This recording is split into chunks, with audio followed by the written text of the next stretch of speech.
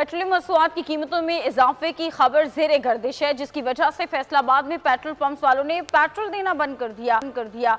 शहरियों को क्या मुश्किलात हैं, जान लेते हैं ब्यूरो हेड गुलाम दस्तगीर से। जी बताइएगा।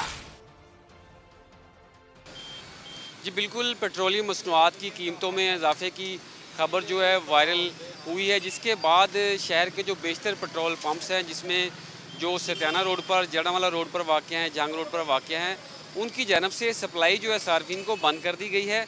और जिन पेट्रोल पंप्स पर चंद एक पर सप्लाई दी जा रही है, वहाँ पर रश नज़र आ रहा है। मेरे साथ एक शहरी मौजूद भी हैं, उनसे बात भी करेंगे। मैं 2-3 पेट्रोल पंप्स पे गया हूँ, कहीं पे मिनिमम 200 का 300 का 1 लीटर से ज़्यादा पेट्रोल नहीं मिल रहा। ये बहुत ज़्यादा जो सा मसले मसाइल शहरियों के लिए। शहरियों का कहना है कि हालात का सामना है इस मुश्किल की घड़ी में। बहुत शुक्रिया आपका तफसीलात के लिए गुलाम दस्तगीर।